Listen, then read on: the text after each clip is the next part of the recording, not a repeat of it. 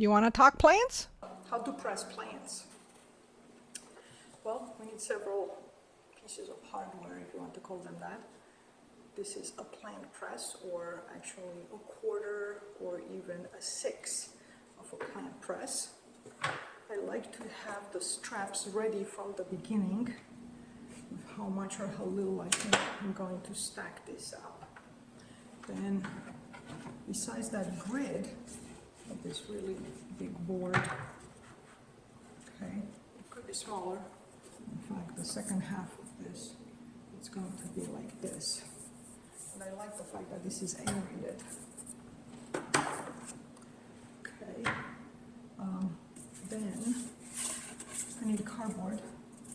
You can buy this from a herbarium supply, or you can just make them from shipping boxes instead of recycling them, or before you're recycling them, you cut them about the same size of this. And the size here is really determined by the size of the herbarium paper. Okay? So I want to make sure that my specimen is not going to be bigger than that, or I'll have to cut it, which is not really terrible. But I'll start with this cardboard. The usefulness of this cardboard is twofold. First of all, it's going to give me more aeration. So you see all these openings here. It's going to allow the air to pass through my stack of specimens here, which is very convenient. And another very important part that I even like even more, I don't know if you can see these ridges in it, is wherever there was a big stem, it squished it in, allowing the leaves on the stem to be also pressed very well. So that's why I like these cardboard pieces a lot. So newspaper is great for absorbing water, but it cannot absorb the 3D parts of a plant as much, the thickness of the stems in particular. So I put the cardboard on the bottom, then I'm gonna put a big stack of newspapers. As I said, they're really good. Soon enough we'll have to buy special paper for this, because nobody's buying newspapers, because it's everything online, and there's nothing wrong with that. It's probably for the better. So today I'm going to press this Herbarium aurantiacum, or Herbarium aurantiacum, depending who you want to ask. So again, even though I'm not fond of shopping plastic bags, I do really like them for collection. So the most important part to me is if they're not having any holes, I can make a big bubble like this that also has two really good things to it. It protects my plant and also allows the plant to stay as moist as possible, because it's losing water, and when it's losing water, it's creating its own mini greenhouse that allows me to take hours till I have to press it. Otherwise, some plants wilt within minutes. You cannot even wait for a half an hour. So, unfortunately, it doesn't look very pretty, not even close as pretty as when I picked it. Herbarium aurantiacum, or foxes and cubs, or fox and cubs. It's one of the very few Herbarium that's not yellow, right? So there is Herbarium albiflorum, which is native here in the Northwest, Pacific Northwest. This is introduced, and I picked it from a ditch, so it's escaped cultivation. But it has the regular characteristics of many Herbariums, with quite hairy but soft leaves on the bottom of the stem, and then very few leaves on the stem itself.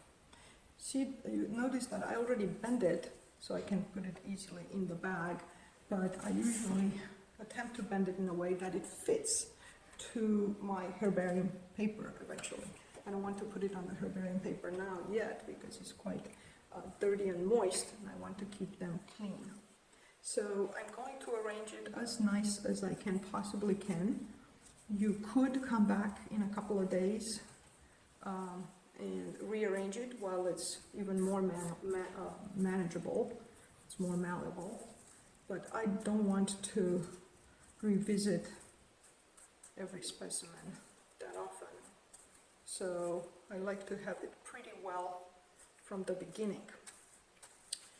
So to have a good herbarium specimen, you need some underground structure, if it's a herbaceous plant, obviously. And if you don't have to destroy it, it's okay to destroy it. So this is non-native and it's cultivated and it's escape cultivation. So, and it was in a population of more than 25. So I'm not endangering the species, right?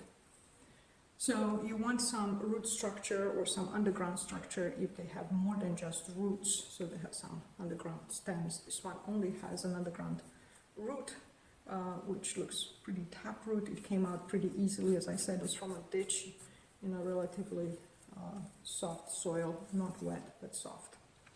And you also want some kind of reproductive structure. In this case, I have inflorescences. It is in Asteraceae, so it would have this composite or compositae, the old name, or maybe the accepted name of the family. So it has these multitude of very, very small flowers. So those are my reproductive structures. Or you could have fruits, or you can have spores, depending on the specimens you're picking. So I'm trying to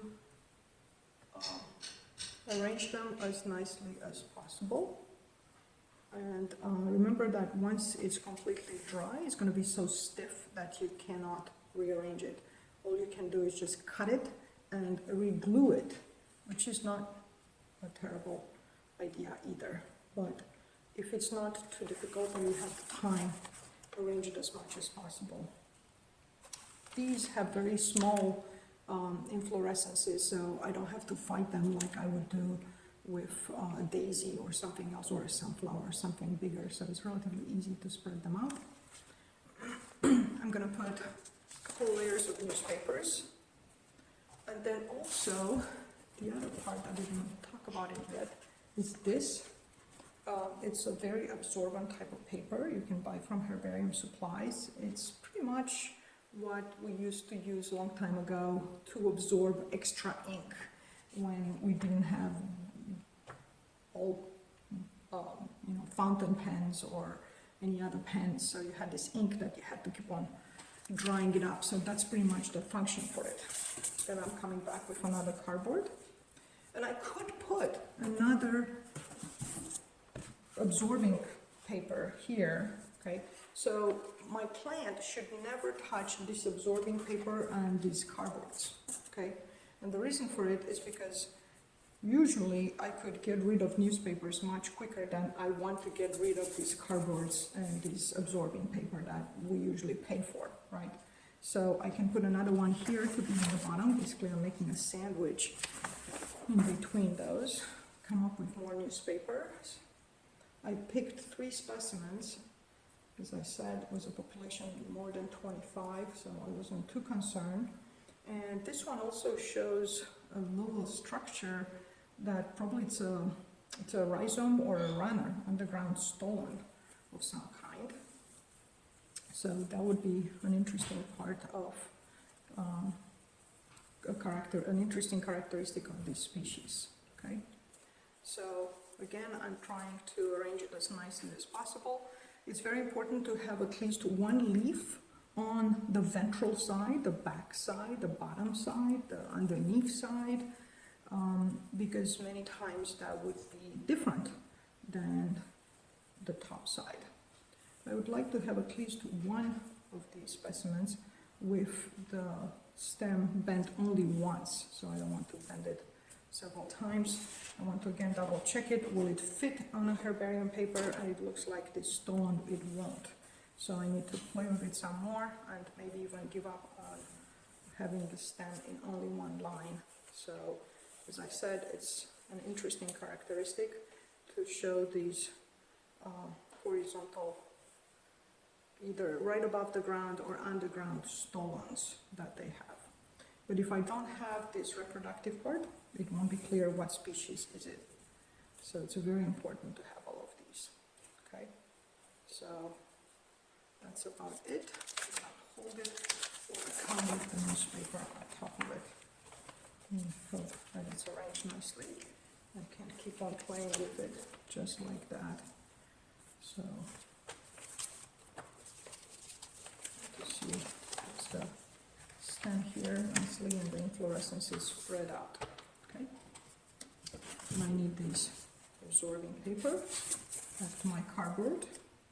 And then another absorbing paper. And another thick layer of newspapers. And for the last one of these fox and cubs or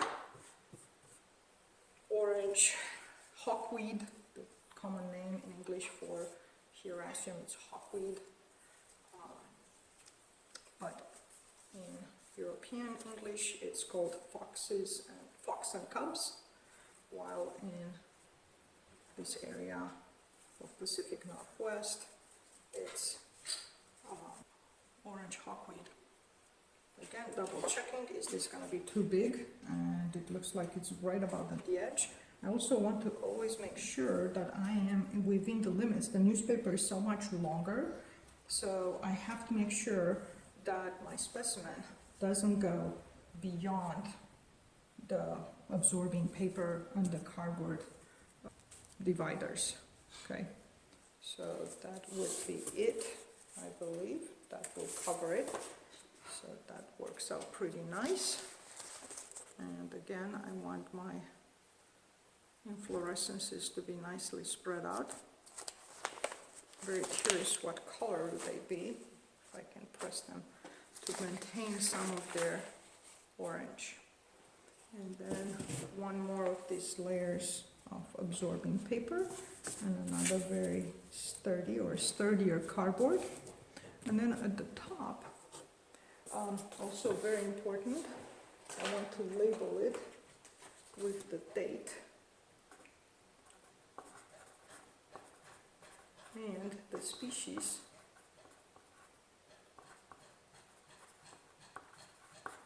and the location. Unless you're taking good notes in a separate location on your pictures, when you collect, it's a good idea to take pictures, and those will give you the location and the date and so on and so forth. So, but I also like to put it in the dryer with this press, so I know when to check it out. Okay, I'm going to keep this with the grid this way, so I can easily put those straps. It will work, but it's better if it's not twisted. And then this one. Another very important thing I found out, it's a good idea to go back the next day, especially the next day. The second day, the third day might be too late, but the next day I go back and I tighten the straps one more time. And I usually do way more than one specimen at a time, but this was too long as it is. I'm gonna wait about a week to 10 days to see how this looks like, okay?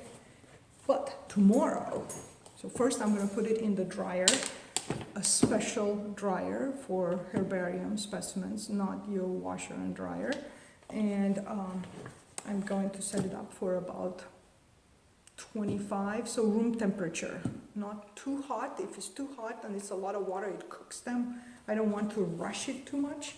So pressure is very important, and a little bit of heat to prevent molding, especially if it's cold and rainy and so on. But otherwise, I don't want to make it at a very high temperature that will turn my leaves brown too fast. So we'll check them out in 7 to 10 days.